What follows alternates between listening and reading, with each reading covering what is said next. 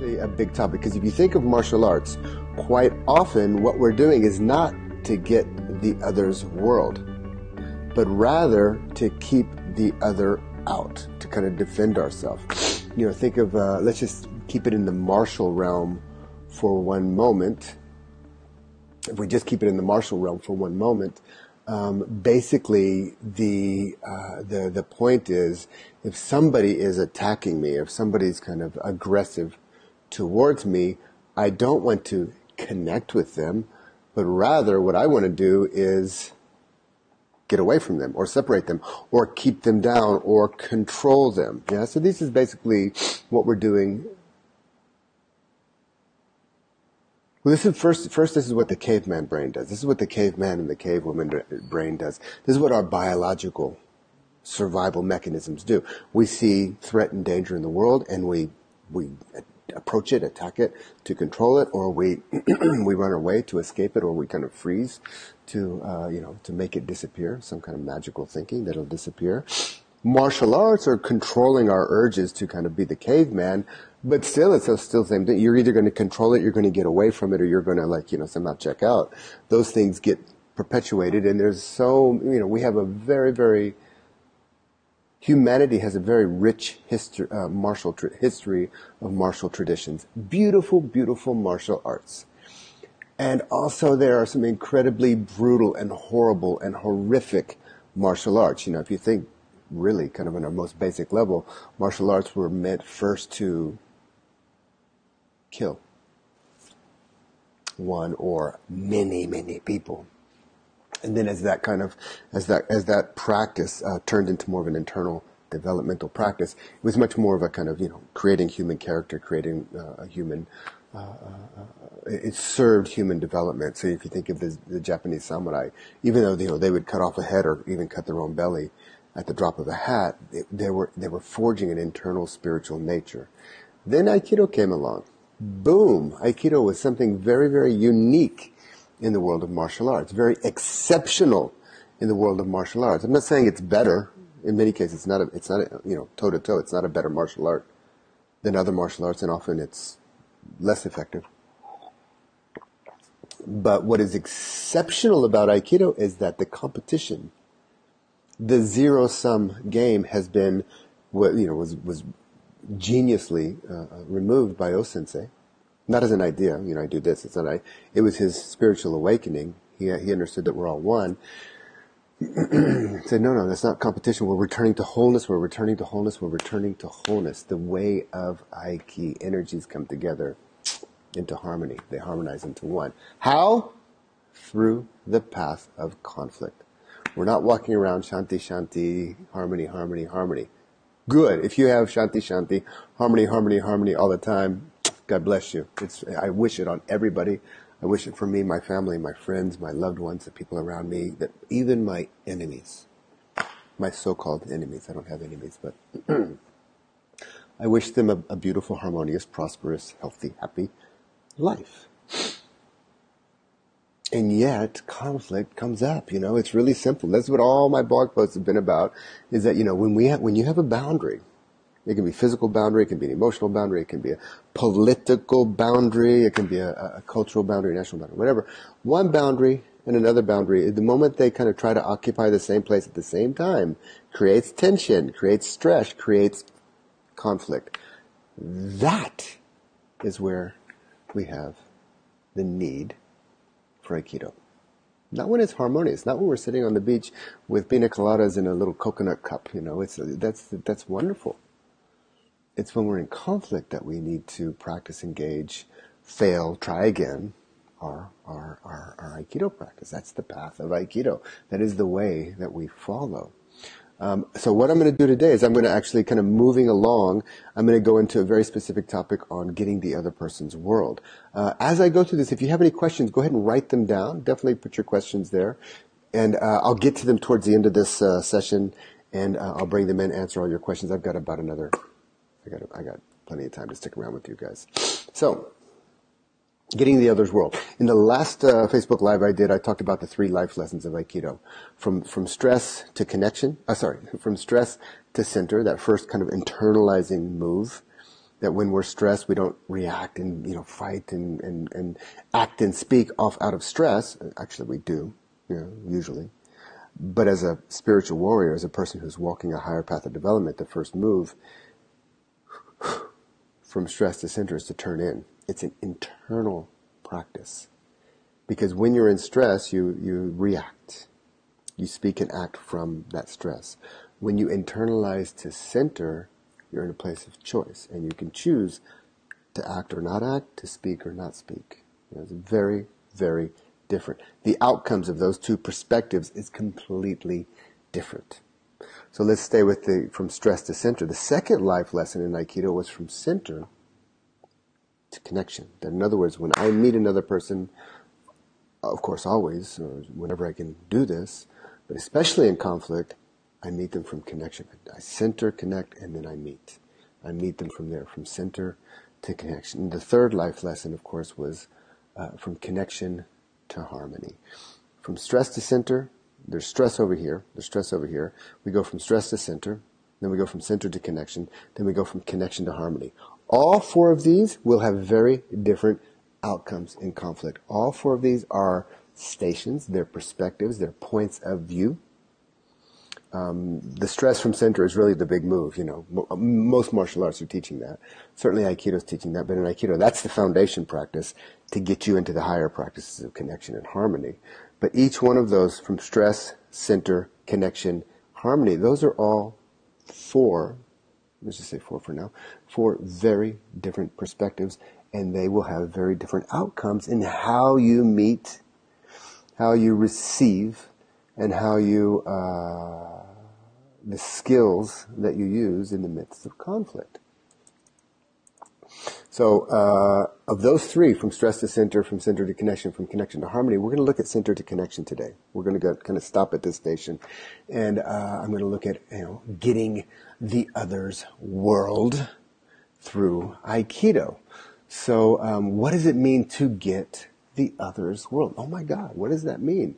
I live here. I'm American, but I live here in Israel, and I've lived in Japan, I've lived in Burma, I've lived in Nepal, I've spent a lot of time in Europe, several countries in Europe, and I've been in Canada. I lived in Canada as a child. I lived in many different cultures, and each one of these cultures, it wasn't my intention to show up as a Texan. It wasn't my intention to show up as a Texan, even though I brought my culture. I was from Texas, sorry. I brought my culture to all of those places. For me to really kind of learn those cultures and get into those cultures, I had to get those cultures. Not from the outside as a Texan saying, oh, that's interesting, they use sticks to eat. But actually from the inside to get what Japanese culture is in a very real way. I became Japanese for a few years, actually about 5 years. I became Japanese because I loved it there. So that's culturally getting the culture from the inside. When you go somewhere, if you go as the kind of a tourist and you stay a tourist that's identified with your nationality, you're always going to be looking from the outside.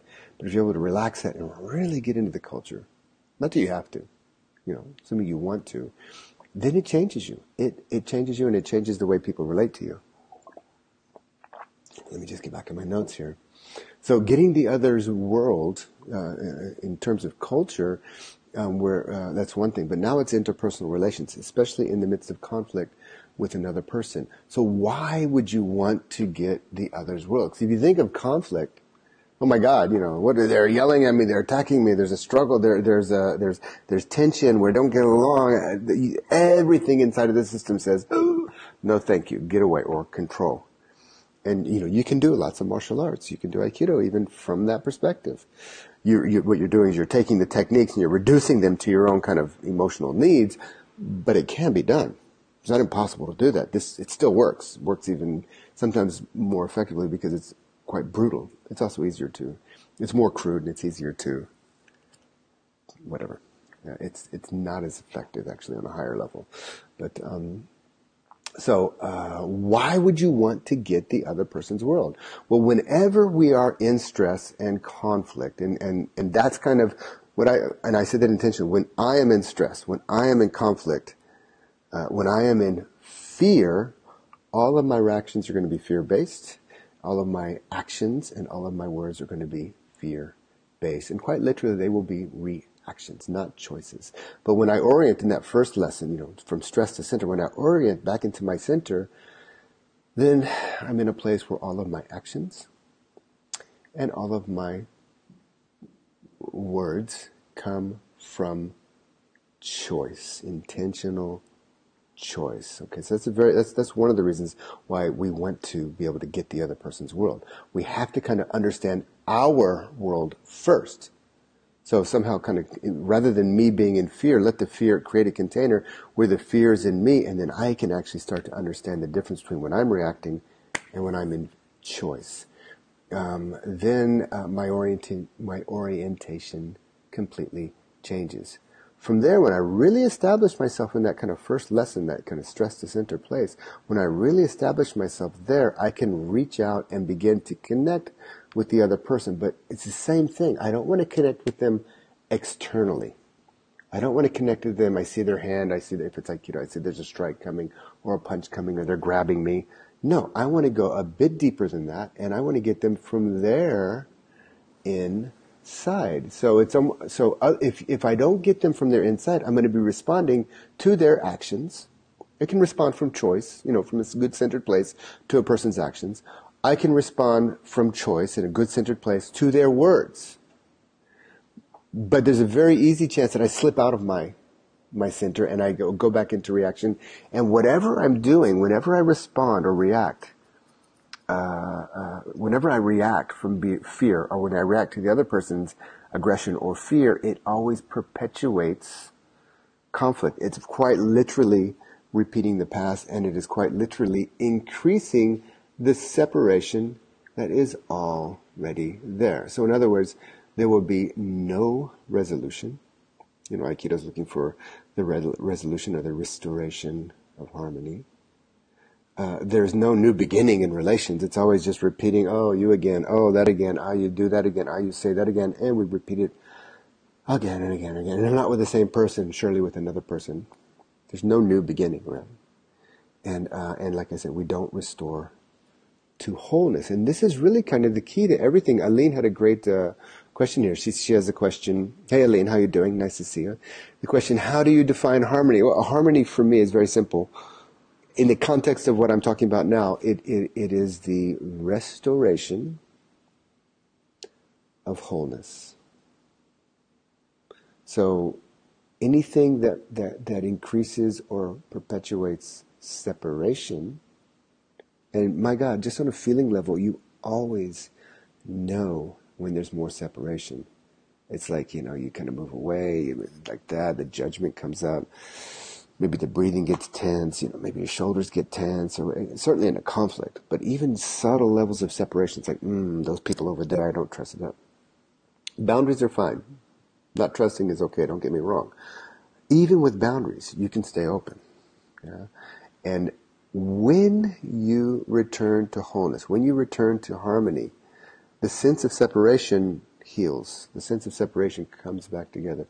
The sense of separation, something turns and you resolve back into wholeness. You could also say oneness, but I almost rather prefer the sense of wholeness in the context of this conversation.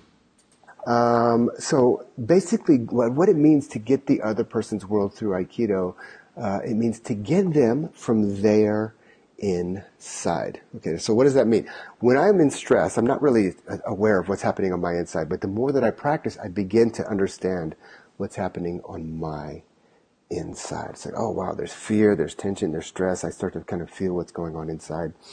Now, that same practice can be extended. Hello, Randy. Nice to see you. Randy just joined us. My old friend from Dallas, Texas. My Aikido older big brother. So the way that I kind of begin to understand my inside can be extended towards the other, where I can begin to feel their inside. I don't just see the hand coming or the words that they're saying or their actions or the tension, but rather I begin to get them from their inside. So I'll give you three words that can be very helpful here. There's subjectivity, which is miles and me. That's my sense of who I am and how I feel subjectively. There's objectivity and there's intersubjectivity. In subjectivity, I begin to get my inside. Subjectively, I kind of turn in. It's like, wow, this is what's going on in my inside. I create some space. Objectivity, I'm able to kind of take a distance and see things. I kind of differentiate. I can see the statue and the plants and the students and the mats and the dojo. I can start to kind of see things more objectively. And I can even do that with what's happening, the fear, the emotions that's coming inside. I can differentiate and see those as they come up, which gives me a little bit of meditative space in which to work with. Subjective, subjective, objective. Then there's another third term called intersubjective. That's when I and you began to connect together intersubjectively.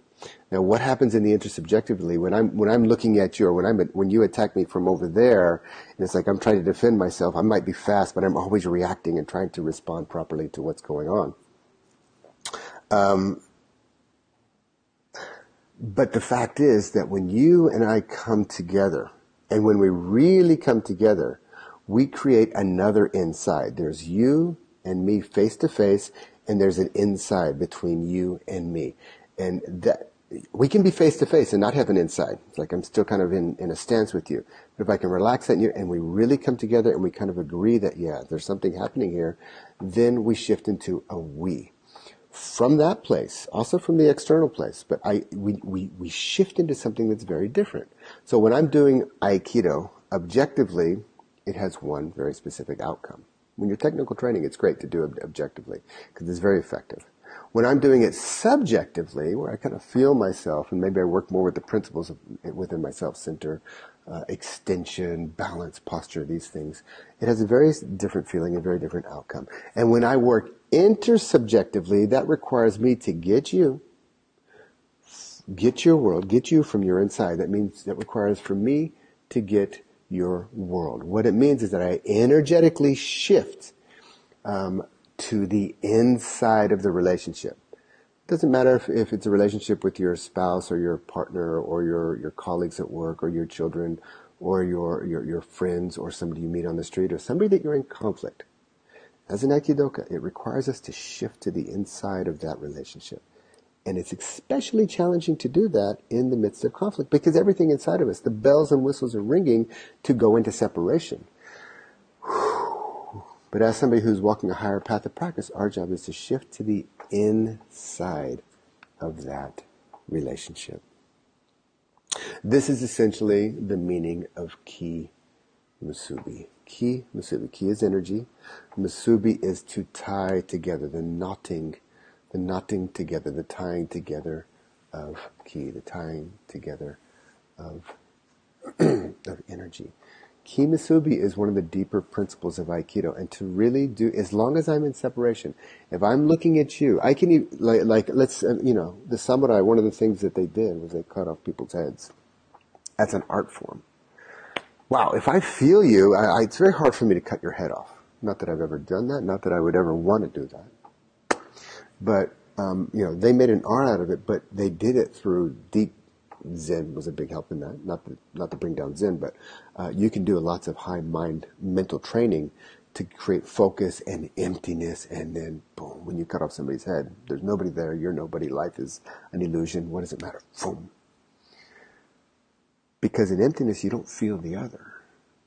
Emptiness is awesome. Emptiness is a big part of my life, big part of my practice. But another big part of my practice, like we're doing in Aikido, is wholeness, to feel the other. Because when you really feel the other, you can't harm them. And No-sensei even said this himself. First, the moment they go to attack me, they defeat themselves. It just happens because, we're already one. We're not separate. And Aikido, that's again where Aikido is quite unique and exceptional in this way, that it's actually moving towards restoration of wholeness and oneness. Ki musubi is one of the deeper principles, the tying together of ki. Awase is the central principle of Aikido. Awase means blending, harmonizing, coming together, merging. This is what we're doing in Aikido. If you're bouncing and defeating, controlling, and, You can train hard and fast and still do beautiful awase. You can train soft and gentle and still do beautiful awase. It doesn't really matter. There's a spectrum there. But awase means coming together, blending. Not blending of movements, but even deeper. If you take awase to its logical, no, forget logical, if you take it to its extended, all the way to its furthest conclusion, you're going to have to feel deeply into the other person. You're going to have to deeply get them from the inside. But the only way you can do that is if you really understand yourself from your own inside. So self-reflection, centering, awareness, mindfulness practice is kind of primary. And if I'm this mindful, then I can be that mindful with you. If I'm this mindful and self-aware, then I can be that mindful and self-aware with you. I can connect with you on that level. If I'm I don't know how much I can do this in this camera. If I'm this much, I can connect with you that much. If I'm fully mindful and self-aware, then I can fully be mindful, self-aware, and connected with you in a very full and deep way. I can quite literally get you from your inside. So one more result of this is that we know we in the midst of we stop reacting to what people say and what people do, and we start connecting with their intention. Not psychically. Oh, I read their mind. Maybe you do. I don't know. I don't. But you feel deeply, and you start to kind of get their intention. One of my martial arts teachers say, when you see the gleam in their eye, that's, you're going deeper. You're getting in a bit deeper. You connect with their intention in the moment. You connect with their needs in the moment. You connect with their desires. You connect with their fears. You connect with what's happening to them energetically in the moment. And you're blending with that. Because whatever attack or words or actions they do in conflict, it's coming from there. So I get as close to get somebody from their inside. I have to get close to the source of their actions, get as close to the source of their words as energetically possible to really get them from the other, get the other from their inside.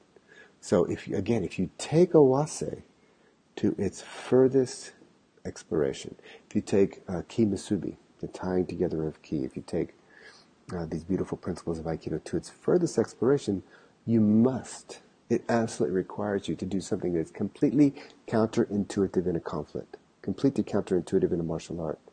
You must get them from their inside. You must get the other person's world. And this is the gift of Aikido. Not only Aikido. Many martial artists can do this. Like Bruce Lee was really, he got you, man. He was there. There's Peter Ralston is another one. He's got, you kind of square up with him and oh man, it's over. It's done. This guy's got me already. He's got me from my inside. He's so deeply aware and connected and skillful. Highly skillful.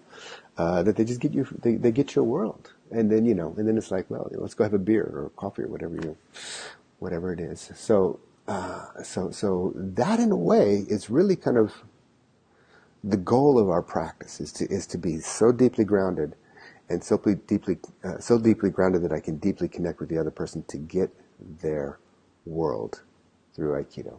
And it transforms our Aikido practice. Okay.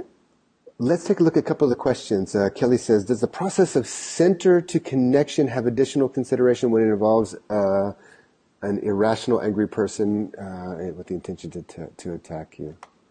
Yeah, I just had this experience with. Oh my gosh, I'm sorry to hear that, Kelly. I hope you're okay. I hope it wasn't. Wow. So Kelly, that's a great question. That's a really important question. My feeling is, you've got to use in a moment of truth, like what you're talking about. Don't worry about any of this. Forget it. I mean, if you have a little bit of capacity and the other person has a little bit of capacity that you can try to go deeper, by all means, that's where the path is going. But in a moment of truth, you've got to rely on what you've got, really. You may go into the heart and try to, resolve it through there. You may go into your mind and be clever. You may physically, take off and run or fight or I don't, in a moment of truth, who knows? God bless us all. We do our best. Yeah. But for sure, the more that we practice in the dojo and that we take this practice into our daily life, it will prepare us for situations like this. And I want to talk to you later and hear about this. This is, I certainly hope everything was okay. So let's see. In the process of centered to connection, have additional considerations with an irrational, angry person with a mean intention. It certainly does. You got to be able to connect with, there's kind of an assessment that you have to make. And you've got to be able to connect with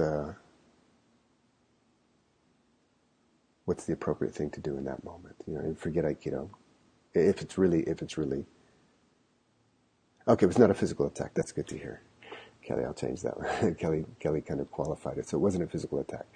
Yeah, but you've got to assess what's the best thing to do in that moment. You might even have to punt, as we say, in American football. You get rid of the ball and just get out of there. It's one way or the other. And, and again, so in a moment of truth, you're going to deal with what you've got. But our practice is really preparation for all these kind of moments of truth in life. And centering is fundamental. Connecting, if somebody's really out, you're going to connect with the fact, and you're going to understand that they're out. And it's better for me to kind of de-escalate or resolve this and get out of there one way or the other. Let's go to another question. Werner asks, intersubjectivity equals Masuvi. Yep, absolutely. Intersubjectivity, Werner, is when I connect with you and you're connecting with me. So it's not a one-way connection. It's a two-way street. So Masubi, tying together. So that's exactly what that is. Werner also says responding instead of reacting. Exactly. Yeah, it's exactly the case. We shift into a place where we respond, and it could be through conscious, what do you say, analytical decision making, and we respond. It can also just be a natural response that comes up, which is really the best. But yeah, it's responding instead of reacting.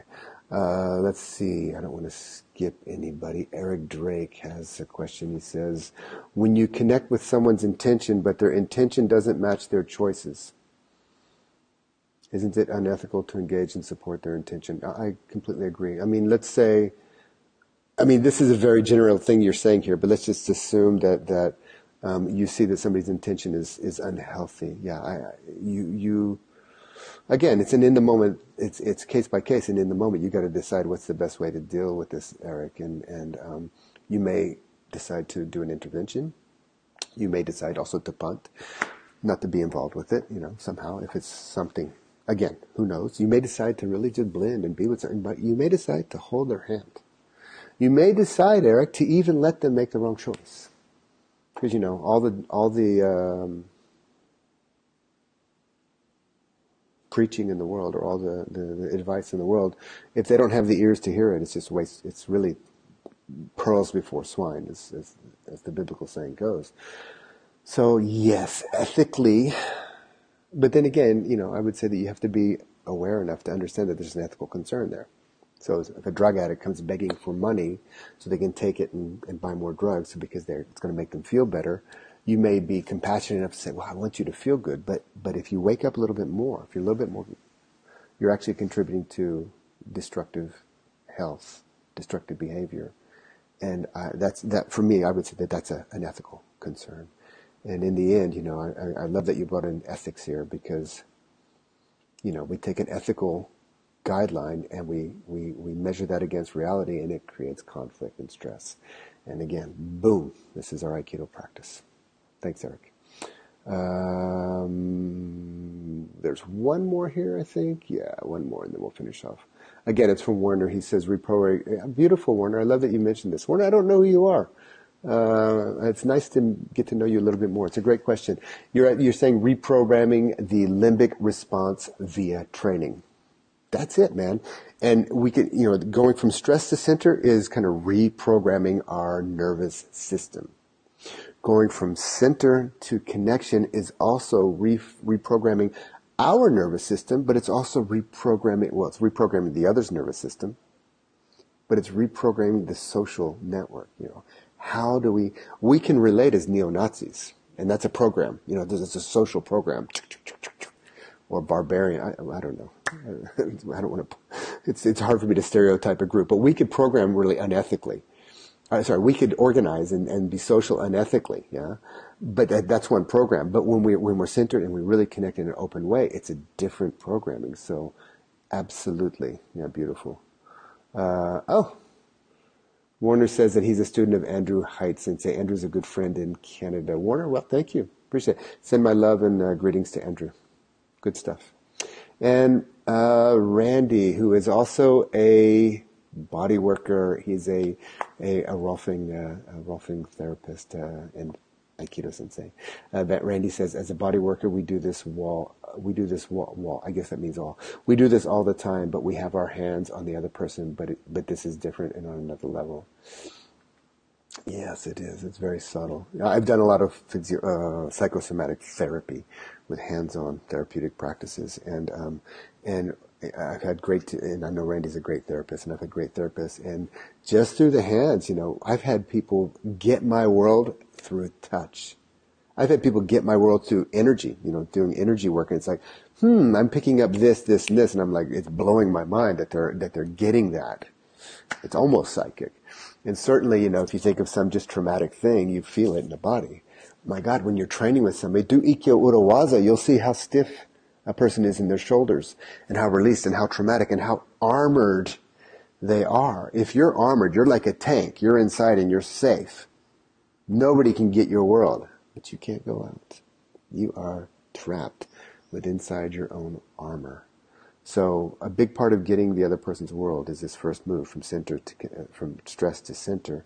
And a big part of stress to center is really letting go of the tension we hold somatically, emotionally, psychologically, that is embedded into our bodies.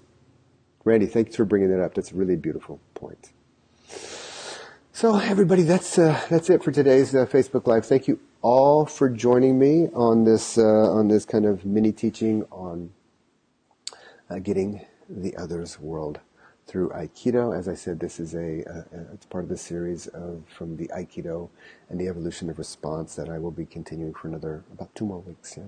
So thank you all very much. I want to wish you all a great day, a great evening wherever you're at, and a wonderful practice, Aikido practice.